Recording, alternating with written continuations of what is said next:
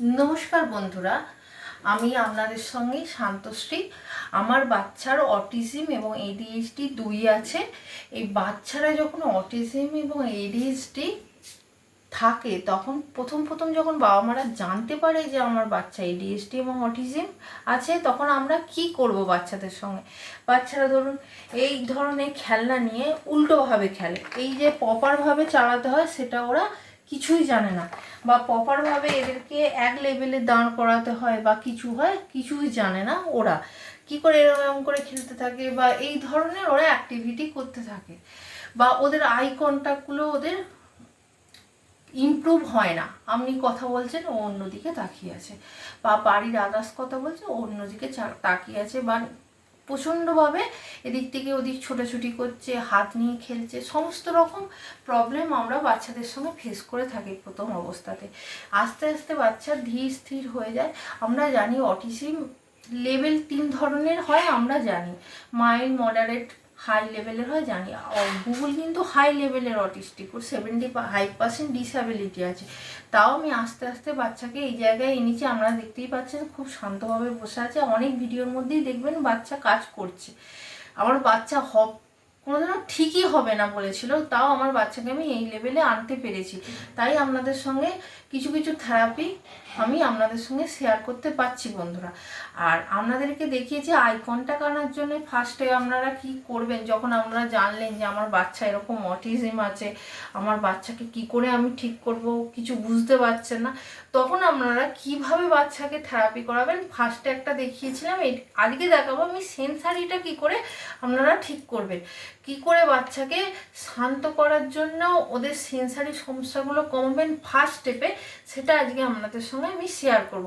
কেননা আরও কিছু করানোর আগে আপনাকে একটু স্থির হয়ে বসাতে হবে বাচ্চাকে, তবে তো অন্যান্য থেরাপিগুলো করাতে পারবেন, নাহলে তো আপনি করাতে পারবেন না বাচ্চাকে। তাই জন্য আমি দেখাচ্ছি ফার্স্ট স্টেপে আপনি বাচ্চার সঙ্গে কি করবেন। প্রথমে আপনি বাচ্চাকে এরকম একটা ছোট বল নেবেন। এরকম ছোট বল আমাদের বাড়িতে সবাইরই থাকে। প্রথমে করতেও চাইবে না বাচ্চা, ফার্স্টে কি করবেন, বাচ্চাকে এইভাবে বসাবার চেষ্টা করবেন, করে এইভাবে নেবেন হাতটাকে, নিয়ে কি করবেন 1 2 3 4 5 6 7 8 9 10। করতে চাইবে না, একদম করতে চাইবেন, তাও আপনাকে ধরেই এটা করাতে হবে। প্রথমে 5 টাইমস করাবেন, তারপর 10 টাইমস করবেন, আস্তে আস্তে বাড়াবেন। প্রথম বাচ্চা একদমই করতে চাইবে না, এই হাতেও করাবেন এই হাতেও করাবেন।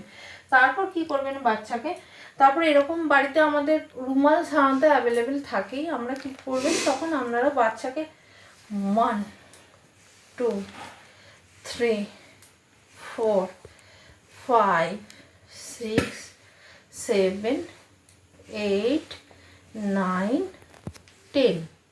তারপরে এই হাতেও আপনারা 1 2 3 4 5 6 7 8 9 10। এই হাতেও করবেন 10 টাইমস করে। পায়ের মধ্যেও একইভাবে আপনারা করতে থাকবেন। তারপর পিঠের মধ্যেও করবেন। তাহলে কি হয়, বাচ্চারা অনেকটা পরিমাণে শান্ত হতে থাকবে। তারপর আপনারা কি করবেন, আপনাকে এইরকম একটা জিম বল অবশ্যই কিনে জোগাড় করতে হবে বন্ধুরা। বাচ্চার সেন্সারি কমানোর জন্য এই জিম বল আপনার অনেকটা পরিমাণে কার্যকরী ভূমিকা পালন করে। তাই জন্য আপনাকে অবশ্যই একটা জিম বল ব্যবহার করতে হবে। ফার্স্টেও আপনারা এইভাবে করাতে পারেন বাচ্চাকে। বালিশ আমাদের বাড়িতে অনেক বালিশই থাকে, আমরা বালিশগুলো স্টেপ বাই স্টেপ দিয়ে এইভাবে আমরা করতে পারি বন্ধুরা। বস বস আমরা বাড়ির মধ্যে এই টাইপসের করতেই পারি আমরা। তাতে কি হয়, বাচ্চার এই পিলো তো বালিশ তো আমাদের বাড়িতেই থাকে অ্যাভেলেবেল এটা। তাই জন্য আমরা ফার্স্টে এর মধ্যে বাচ্চাকে 5 টাইমস করে করার চেষ্টা করব। প্রথম তো বাচ্চা করতেই চাইবে না, তখন আপনাকে বসিয়ে করতেই হবে। বাচ্চাকে করতে চাইবে না, ফার্স্ট স্টেপে আপনার বাচ্চা করতে চাইবে না, করে আপনাকে এই বালিশের মধ্যে আপনাকে বাচ্চাকে সেট করতে হবে। তারপর আপনি এই জিম বলের ওপর বাচ্চারকে এই জিম বলের মধ্যে তারপর বাচ্চাকে আপনি করাতে পারেন। ওটো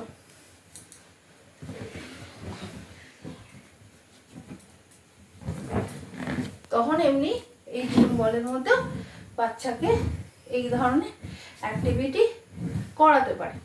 1 2 3 4 5 6 7 8 9 10। প্রথম কিন্তু বাচ্চা করবে না, আপনাকে জোর করে করাতে হবে ফার্স্টে, নাহলে আপনি বাচ্চার সেন্সারি সহজে কমাতে পারবেন না। এটাও একটা থেরাপি আপনারা করাতে পারেন বন্ধুরা। এতে আপনাদের প্রথম যখন জানতে পারবেন যে আপনাদের বাচ্চার অটিজম আছে, তখন আপনাকে এইভাবেই বাচ্চাকে থেরাপি ফার্স্ট স্টেপে করাতে হবে।